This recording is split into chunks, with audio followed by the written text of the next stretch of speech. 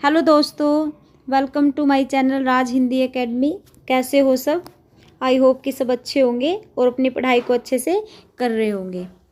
तो आप सबको पता है कि 4 और जो 5 जुलाई को आपका टीजीटी और पीजीटी हिंदी का पेपर हुआ है, उसकी आंसर की आ गई है। तो हम उसी को लेके बातचीत करेंगे। इसमें हमारी कौन कौन सी त्रुटियां हैं, ठीक है, जो भी हमारे विवादित प्रश्न हैं, ठीक है, किन प्रश्नों पे हमें ऑब्जेक्शन लगाना है, ठीक है, विद प्रूफ हम ये सारी चीज़ें डिस्कस करेंगे। ठीक है, तो चलिए देखते हैं।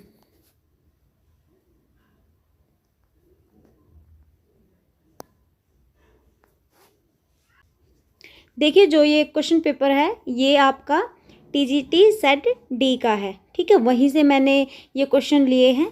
ठीक है, तो चलिए देखते हैं। देखिए, जो आपका पहला प्रश्न है वो है, श्रेष्ठ गुणों से संपन्न शूरवीर नायक क्या कहलाता है। ठीक है, आंसर की में इसका आंसर क्या दिया हुआ है? धीरोदत्त। ठीक है, ए ऑप्शन उन्होंने लगाया है, लेकिन इसका राइट आंसर क्या है आपका? धीरोदात्त है। ठीक है, मैं मूल पुस्तक से इस क्वेश्चन को आपको सोल्व करवाती हूँ। तो चलिए देखते हैं।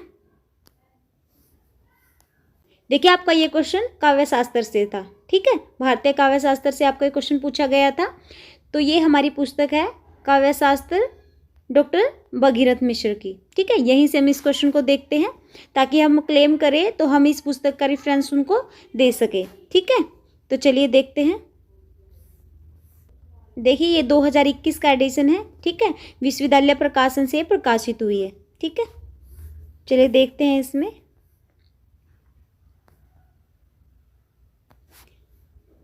तो देखिए, नायक 4 प्रकार के बताए गए हैं। ठीक है, धीरोदात्त, धीर ललित, धीर प्रशांत और धीरोदत्त। ठीक है, तो हमारे क्वेश्चन में हमसे क्या पूछा गया था कि सबसे श्रेष्ठ संपन्न नायक शूरवीर कौन सा होता है। तो वो कौन सा होता है? आपका धीरोदात्त नायक होता है। वो क्या होता है? आत्म प्रशंसा न करने वाला होता है, क्षमाशील होता है, अत्यंत गंभीर होता है, हर्ष शोक आदि से अप्रभावित होता है। ठीक है, कार्यों में स्थिर होता है, स्वाभिमानी होता है। ठीक है, अपनी बात का निर्वाह करने वाला होता है। ठीक है, इसका मतलब ये है कि ये नायक सबसे सर्वश्रेष्ठ होता है। ठीक है, इसमें सभी गुण पाए जाते हैं। और हमसे क्या पूछा गया था कि सबसे सर्वश्रेष्ठ और संपन्न गुण वाला शूरवीर नायक कौन सा है। तो उसका राइट आंसर था आपका धीरोदात्त। ठीक है, तो इन्होंने आंसर की में क्या दिया हुआ है? धीरोदत्त दिया हुआ है। ठीक है, जो धीरोदत्त नायक होता है वो क्या होता है? मायावी होता है, उग्र होता है, अहंकारी होता है।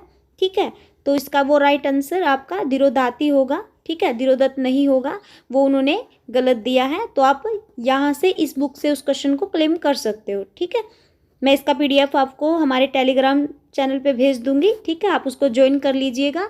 उसका लिंक आपको क्लास के डिस्क्रिप्शन बॉक्स में मिल जाएगा। ठीक है, वहाँ से आप इसको ज्वाइन कर लेना, इसकी पीडीएफ वहाँ से मिल जाएगी आपको। ठीक है, इससे आप क्लेम कर दीजिएगा। आगे देखते हैं। रोला छंद में कितनी मात्राओं पर यति होती है। ठीक है, देखिए, हमारी रोला छंद में कितनी मात्राएं होती हैं? 24 होती हैं। ठीक है, टोटल हमारी 24 मात्राएं होती हैं। और 11 पे और 13 पे क्या होती है? यति होती है। ठीक है, लेकिन इन्होंने ऑप्शन में 13 और 11 दिया हुआ है, और इन्होंने राइट आंसर इन्होंने क्या माना है? डी को माना है, 12 और 13, जो कि क्या है? गलत है। ठीक है, देखिए, मैं आपको इसका प्रूफ दिखाती हूँ।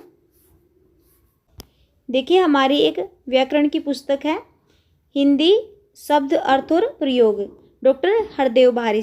ठीक है, यहाँ से हम इस क्वेश्चन को देखते हैं।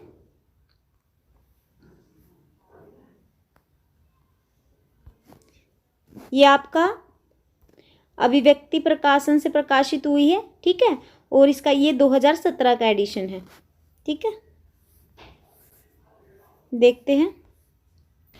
तो देखिए, हमसे क्या पूछा हुआ था कि रोला छंद में किन मात्राओं पे यति होती है। ठीक है, चलिए देखते हैं। देखिए, आपके रोला में क्या होते हैं? 4 चरण होते हैं, और 11 और 13 पे क्या होता है? विराम होता है, और इसमें 24 मात्राएं होती हैं। ठीक है, तो उसका राइट आंसर आपका क्या होगा? 11 और 13 होगा। ठीक है, उन्होंने वहाँ पे टाइपिंग एरर दिया है, वहाँ पे उन्होंने 13 और 11 लिखा हुआ है।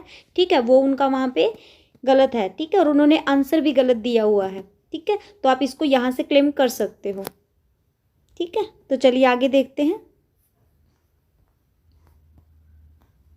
देखिए अगला हमारा क्वेश्चन है, इन्होंने पूछा है कि असत्य कथन को छांटिए।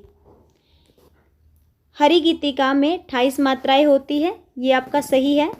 16 और 12 पर यति होती है, ये भी ठीक है। गीतिका में 14 और 12 पर यति होती है, ये भी सही है। और गीतिका के अंत में लघु गुरु या लघु हो सकता है, ठीक है, लघु हो सकता है, ये आपका यहाँ पे गलत था, ठीक है।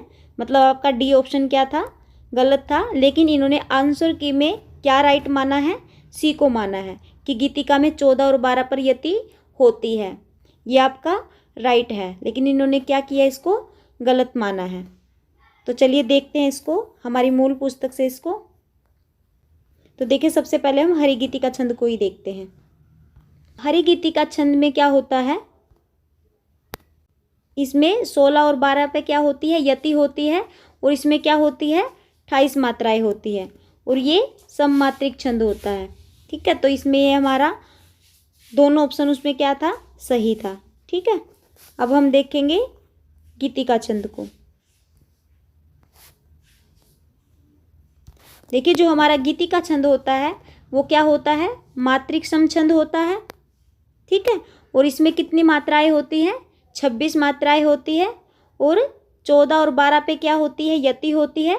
और अंत में क्या होता है, लघु और गुरु का विधान होता है, ठीक है। तो चलिए उसमें ऑप्शन देखते हैं हमारा क्या था।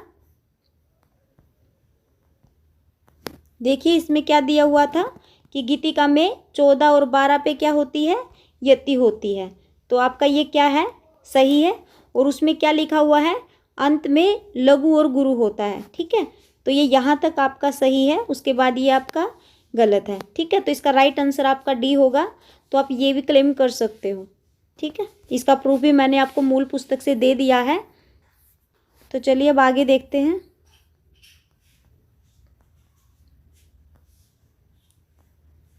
ये मैं आपको टीजीटी हिंदी का सोल्व करवा रही हूँ, ठीक है।